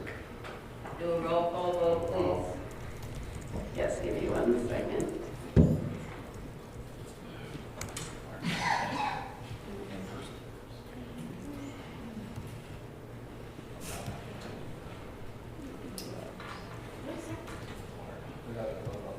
Okay. Helen Burks? Aye. Steve Bischoff? Aye. Marisol Cantu? Aye. Luis Chacon? Yeah. Don Gosney? Aye. Randy Joseph? Yes. Kristen Killian Lobos? Yes. Armand Lee? Yes. Mia Murray? Yes. Marcus Interesting? Yeah. Jamin Purcell? Yes. Deborah Small? Yes. Ben Terrio? Yes. BK Williams? Yes. All right, and the motion passes with, 14 members, task force members voting aye, and 4 task force members absent. Thank you, thank you, thank you. This is Mike somewhere around. So, folks, do you realize that we are right on schedule?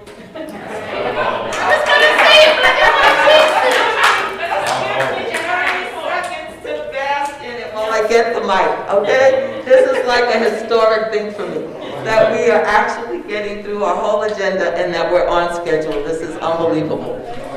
Okay. So maybe there is something to this meeting in person thing. Okay. Receive a fiscal year 2022-2023 first and second quarter report regarding allocations for unhoused interventions, Youth Works, Office of Neighborhood Safety, and the Community Crisis Response Program. Thank you. LaShonda White, Deputy City Manager for Community Services, here to provide a verbal presentation update on this topic. So as part of the packet, you have a simple spreadsheet, our matrix, which has each of the approved, council-approved intervention areas listed. It also tells you in that matrix which departments are the leads or are working on that project, that intervention area. It tells you what the approved budget was for the fiscal year 22-23. And for the City of Richmond, our fiscal year starts July 1st and ends June 30th. So we are in current fiscal year 22-23. So you see where it's the budget. We have over $7.1 million allocated, which means set aside from the general fund to support these projects. Through December 31st, 2022, which is 6 months, so period, we call it period 6, or the first 2 quarters, it shows you what the actuals are, and this is, for where I get these actuals, is the City of Richmond has a financial system called Munis, and we have separate project codes for reimagining public safety so that I can run, anybody can run a report based on those project codes, and we can track how much money has been spent with regards to these various items. And so I pulled a report, and that's the numbers that I received.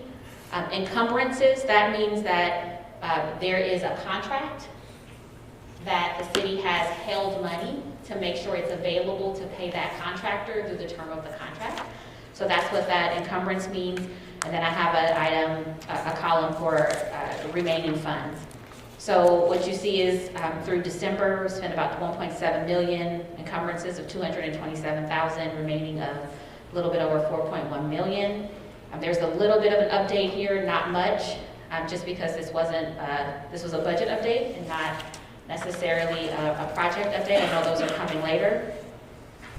But for Youth Works, they are continuing to operate their year-round program, and you can see they have spent a good portion of their funds, and we are not concerned about not having sufficient funds to continue to provide services to young people. YouthWorks, as well as Employment and Training, gets millions in grants that also provide support to the same population. And so, if needed, individuals, we are very thoughtful and strategic about young people that are in this population either being funded through this or funded through a grant. So we make sure they're always served. Office of Neighborhood Safety, you will see maybe next quarter or at the end of the fiscal year a much higher number. We have some catch up to do, but they have been really focused on hiring, and I was trying to get an update on how many new neighborhood change agents that we've hired, but we have been hiring. So very proud. It's been a little slow process, but it's been successful. There's at least, I want to say, 3 or 4 new neighborhood change agents that have come on board that we're extremely excited about, and they are being trained and going to trainings, and we are continuing to work with the school district to enter into an official agreement so they can provide services at the public schools. They are already at some charter schools, which is a little different, and the process to get into charter schools is a little easier than our school district, but we are continuing to work on that. And they've also hired 2 female, if I'm not mistaken, 2 female neighborhood change agents to start to serve that population. So maybe next time we can get an update from Sam Vaughn on that, because they're doing great work. Unhoused intervention, I don't have more of an update than this, but these contracts were to provide support to, I think it's Rebuilding Together East Bay North, who serves as the fiscal agent for SOS. And then for community crisis programs, $1 million, as you all know, we're working to move and build that project. We do have consultants under contract. The contract is $112,000. They are working, even though you don't see a dollar amount here. They're working so hard, they haven't billed us, but they're working. We have a contract, they will get their money, it's all executed, but they are almost actually, they will be presenting to City Council in hopefully May with some recommendations. So I don't know if anyone has any questions, but that is the high-level overview of the budget.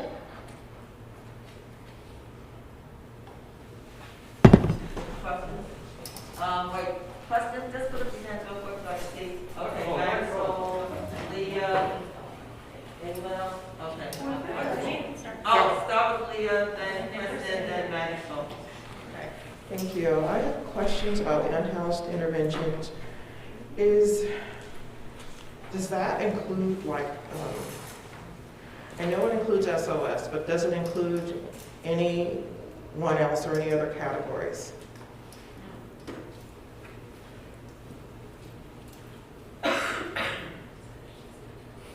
Or if you can just clarify what that entails, that might be helpful.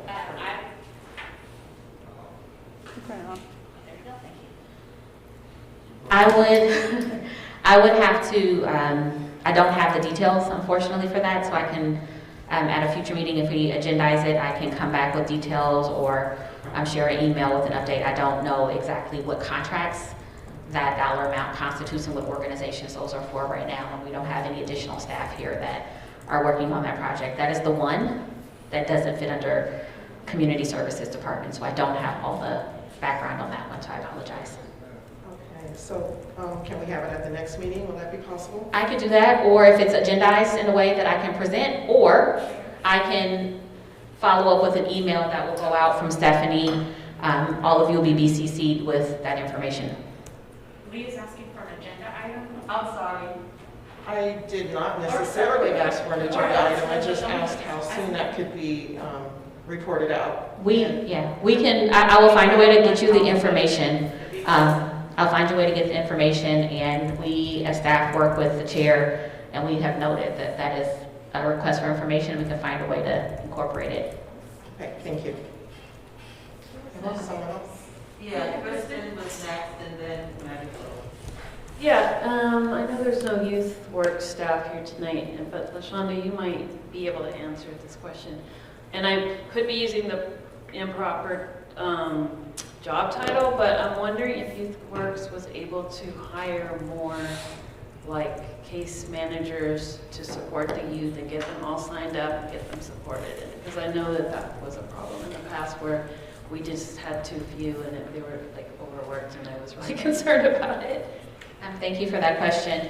I don't have specifics in terms of how many. We have worked with HR to get updates on, to recruit for, they're called employment specialists. Okay. And so we have worked really hard to put out a recruitment, and I'm actually emailing right now about offers to individuals. So sometimes we may extend an offer, someone leaves, people are moving around, people are making different decisions. So it's still, we are not staffed fully to support youth or adults, because they provide services to both in the way that we need to, but we have not stopped trying. And so what I'm understanding too, this is, I can provide, maybe at the next meeting, we can agendize it so staff is here, and to provide some more detailed information about how they're doing on these different programs. This was just a budget update, so I tried to keep it at that, but I do understand the question, but I don't have exact numbers for employment specialists. Thank you. Can I ask for project updates and staff to present at the next agenda with a line item budget for the 2022-2023 projects that the Reimagining Public Safety Task Force had allocated? So line item, you want more details than this? A line item budget for every single one of the projects here. So these are the projects. And a line item, but this is not a line item budget. To know, we allocated specific information around the hires and the staff. We allocated funds for transportation for youth.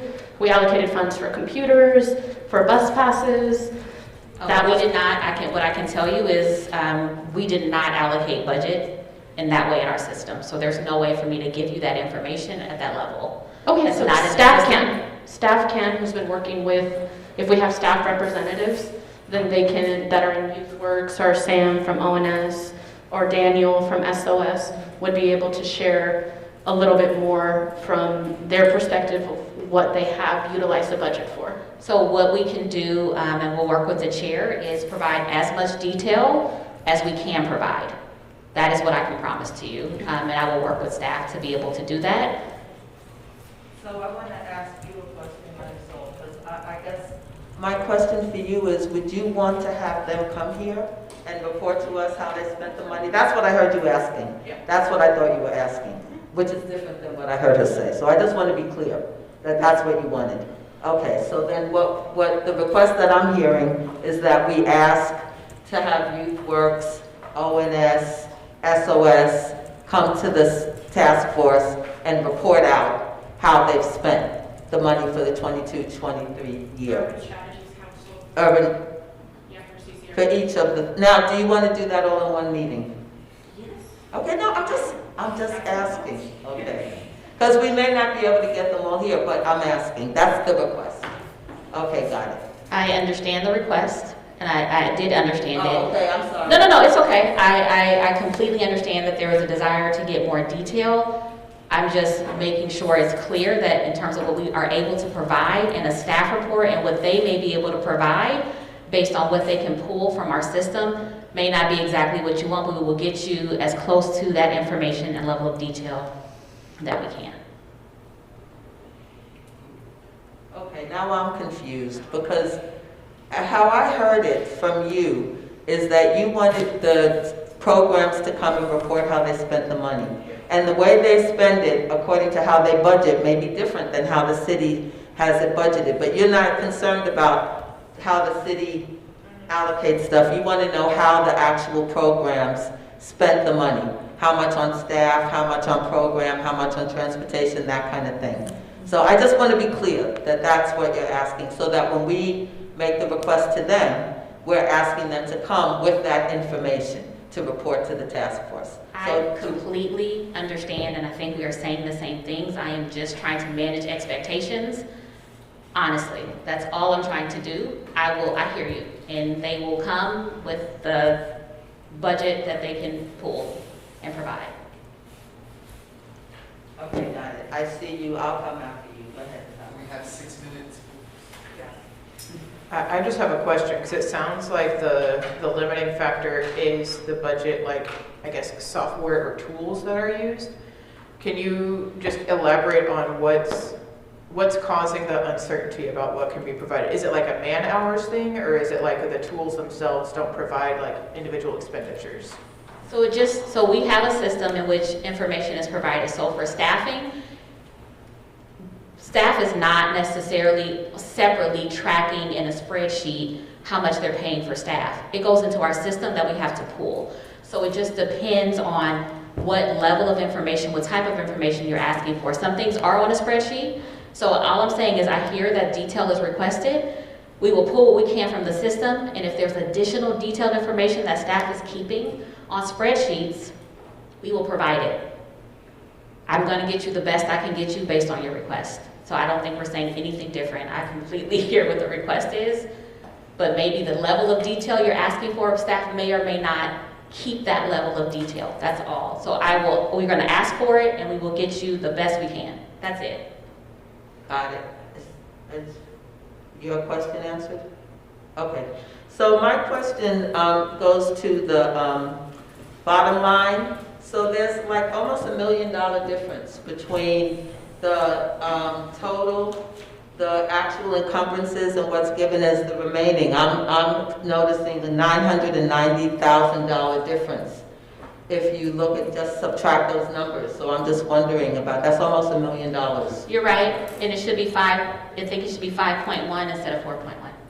Okie dokie. In terms of remaining, my apologies. It should be 5.104. It should be, no, it should be 5.1 if I'm just quickly, without me adding it with a calculator. It should be probably 5.1 instead of 4.1.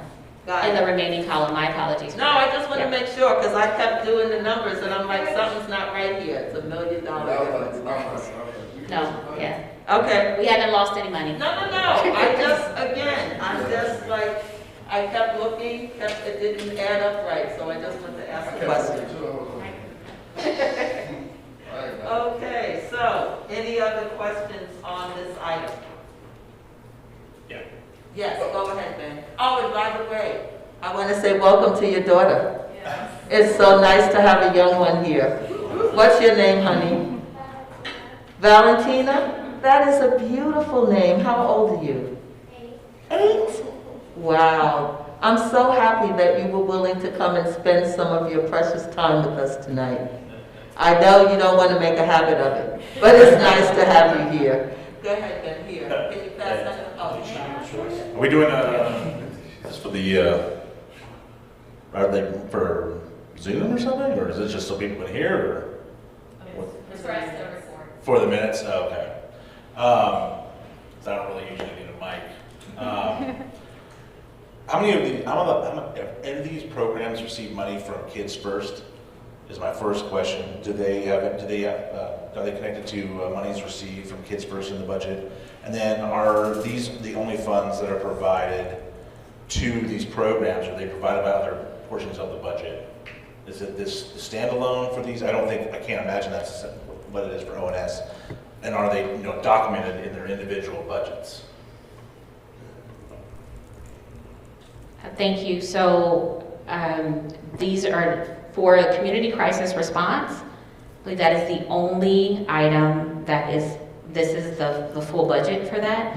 Every other intervention area receives funds from various sources. So it could be general fund, grants, they could be local, state, federal grants. In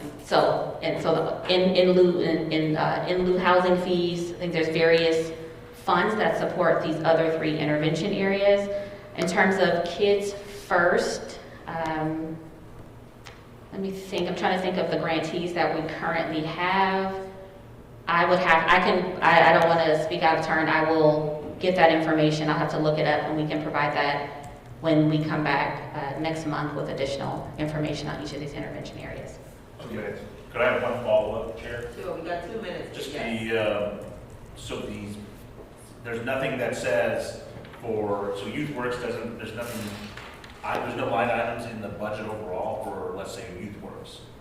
There is. So if you're asking for if you want to see the full budget for YouthWorks or the full budget for ONS, is that what you're? Well, no, yeah, no, the full budget for ONS would be, that's gonna be the capper. Is that, YouthWorks is gonna be somewhere in there too, whatever they call it now.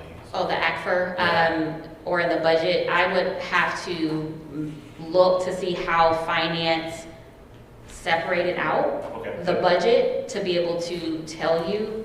I know we have internal budgets, but I'm not sure how finance for those documents that are available to the public, how they separate it out. Okay. For employment training. Yeah, thank you. I'll make a motion to extend 5 minutes so people can finish the questions.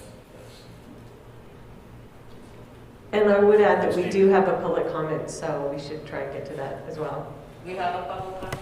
Yes. Oh, and? Yeah, can we extend 5 minutes so we can get out of here? I'll make a motion for 5 minutes. Second. Can we take a quick vote?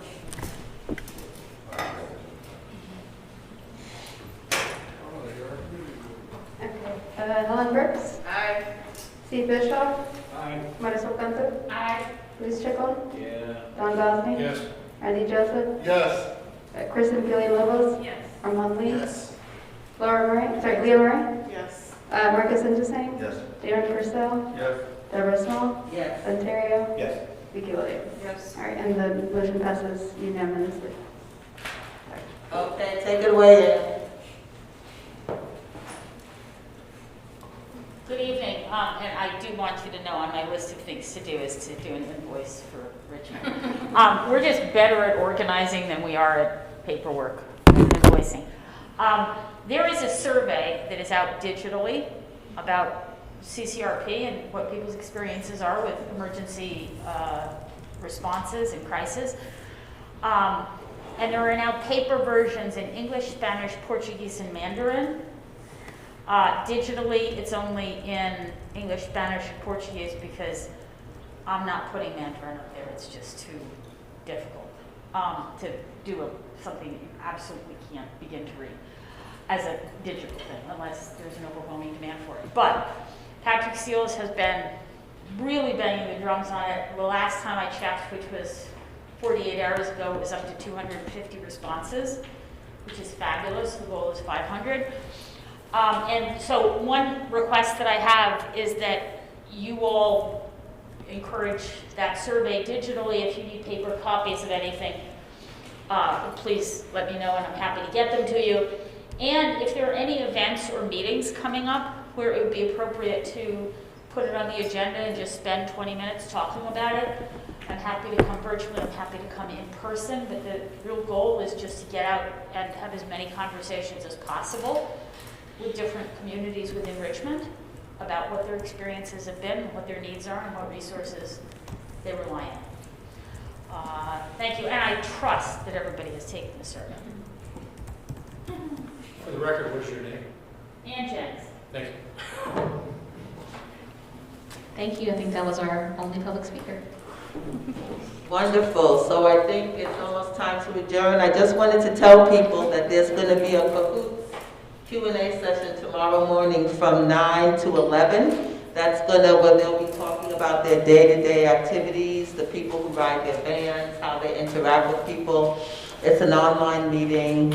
I plan to attend. I think if you go to the Cahoots website, there'll be a link that you can use to register. I want to thank everybody for being here tonight for our first in-person meeting. I think it went really, really well. We got a lot done. We completed our agenda, and I look forward to seeing everyone on the 4th Wednesday of April, 5:30 to 7:30. Thank you all. Take some snacks. Take some snacks. Thank you to the city for the food. Thank you for the food. Yes. Take some with you. You're welcome. Thank you all.